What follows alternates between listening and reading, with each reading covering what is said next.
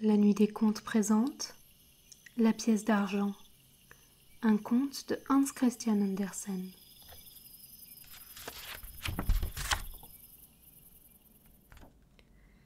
Il était une fois une pièce. Elle arrivait toute brillante de la monnaie. Elle sauta de joie en tintant. « Hurrah !» s'écria-t-elle. « Je vais m'élancer dans le monde !» Et elle y alla, c'est bien certain. L'enfant la tenait dans ses douces petites mains chaudes, l'avare la serrait dans ses paumes glacées, le vieil homme la tournait 1000 fois avant de s'en séparer. La jeunesse insouciante la faisait tout de suite rouler. La pièce était d'argent, avec très peu de cuivre. Elle avait déjà circulé depuis 1 an dans le pays où elle avait été frappée, quand elle partit pour un voyage à l'étranger, seule monnaie de son pays dans la bourse de son maître actuel. Lui-même ne savait pas qu'elle était restée là, jusqu'au jour où, par hasard, il la prit.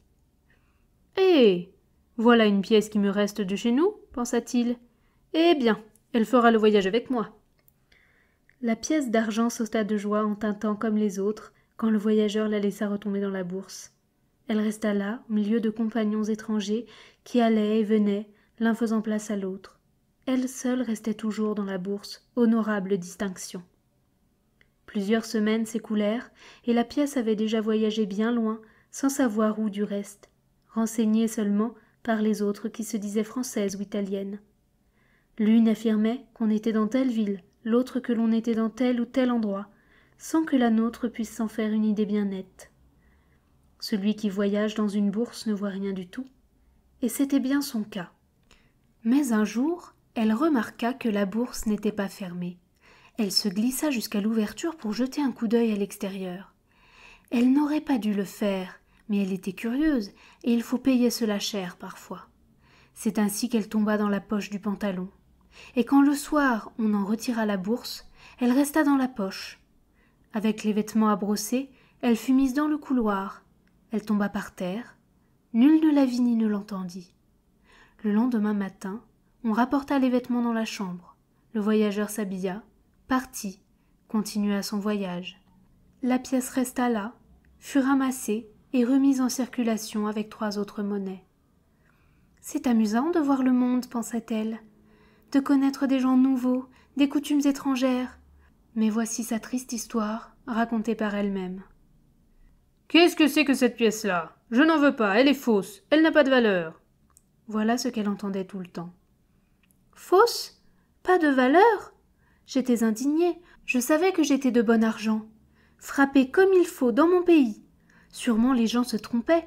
Ou ce n'est pas de moi qu'ils parlent, pensai-je. Mais si, j'entendais toujours. Fausse, ne vaut rien, et c'était bien à moi qu'ils s'adressaient. C'était moi qui ne valais rien pour eux. « Il faut que je m'en débarrasse la nuit, dans l'obscurité, » disait un homme qui m'avait reçu. Il me passait à quelqu'un la nuit. Mais quand venait le jour, j'étais de nouveau accablée d'injures. Toujours j'entendais « Fausse, sans valeur, tâchons de nous en débarrasser au plus vite. » Je tremblais dans les doigts de mes propriétaires chaque fois qu'ils me passaient frauduleusement comme monnaie du pays. Que je suis malheureuse, pensai-je. À quoi me sert d'être d'argent si l'on conteste ma valeur, ma frappe honnête ?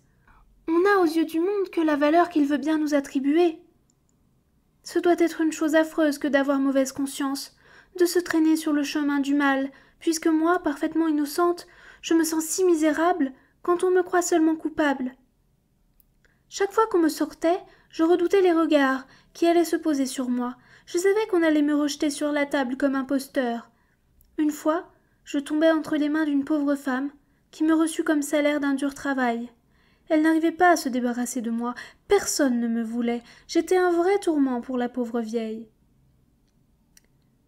« Je vais bien sûr être obligée de tromper quelqu'un, » dit-elle.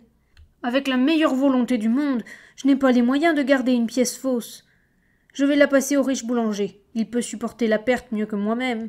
Pourtant, je sais que je fais mal. » « En suis-je donc venue à peser lourdement sur la conscience de cette femme, soupirai-je. Comme on change en vieillissant. » Alors, la femme partit chez le riche boulanger. Mais lui connaissant trop bien les pièces ayant cours, il me refusa, me rejeta et ne lui donna pas de pain. Je me sentais bien malheureuse d'être cause de la détresse d'autrui. Moi qui en ma jeunesse avais si fièrement conscience de ma valeur et de la perfection de ma frappe. Je me sentis aussi triste que peut l'être une pièce de monnaie que personne ne veut accepter. Mais la femme me remporta chez elle et me contempla d'un bon visage amical. « Non, je ne tromperai personne grâce à toi. Je vais te percer d'un trou. Ainsi tout le monde verra que tu es fausse. Cependant, il me vient une idée. Peut-être ai-je en toi un porte-bonheur. Oui, je le crois vraiment. Je vais percer un trou dans la pièce, passer un cordon dans le trou et t'attacher au cou du petit garçon de ma voisine. Je dirais que c'est un porte-bonheur. » C'est ce qu'elle fit, et quoiqu'il ne soit jamais agréable d'être percé d'un trou, l'intention était bonne, et je supportai mon mal. Je devins une médaille attachée au cou du petit, qui me souriait, me baisait, et me gardait toute la nuit sur sa petite poitrine innocente et chaude. Au matin, la mère de l'enfant me prit entre ses doigts et me considéra. Elle avait aussi son idée, je la comprenais bien. Elle prit une paire de ciseaux et coupa le cordon. « Un porte-bonheur ?» dit-elle. « Nous allons voir ça. » Elle me plongea dans un acide qui me fit devenir toute verte. Elle boucha le trou et me porta entre chien et loup au marchand de billets de loterie pour acheter un billet qui porterait bonheur. J'étais véritablement écœurée, il me semblait que j'allais éclater en 1000 morceaux. Je savais qu'on allait s'apercevoir que j'étais fausse, qu'on allait me rejeter devant toutes les autres pièces et monnaies, qui étaient là portant des inscriptions et des visages dont elles pouvaient être fières. Pourtant, j'échappais à cette disgrâce. Il y avait tant de monde dans le bureau, l'homme était si occupé qu'il me jeta dans la boîte avec les autres monnaies. Mon billet a-t-il gagné ou non? Je ne le sais pas. Mais ce que je sais bien, c'est que le lendemain matin, je fus reconnue comme une pièce fausse. On me passa à quelqu'un d'autre pour le tromper toujours. C'est une chose pénible quand on est honnête, et je sais que je le suis. Pendant des années, j'ai erré ainsi, de main en main, toujours mal reçue. Personne n'avait confiance en moi, et je perdis confiance en tout le monde et en moi-même. Ce fut un temps bien dur.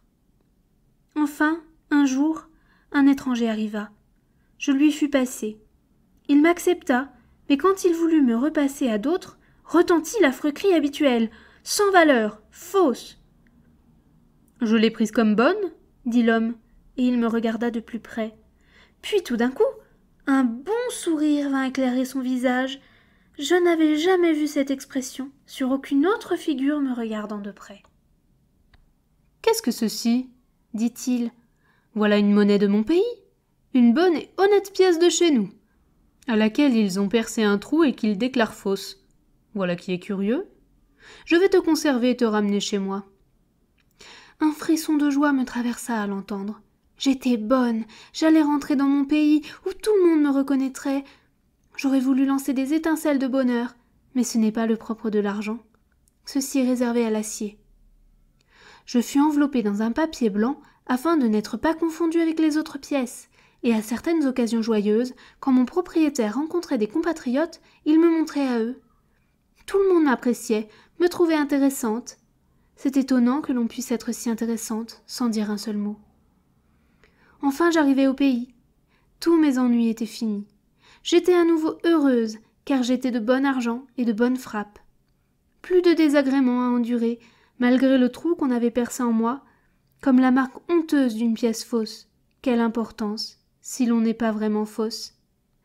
Il faut toujours attendre la fin avec confiance, car à la fin justice est faite. Du moins, c'est mon avis, dit la pièce.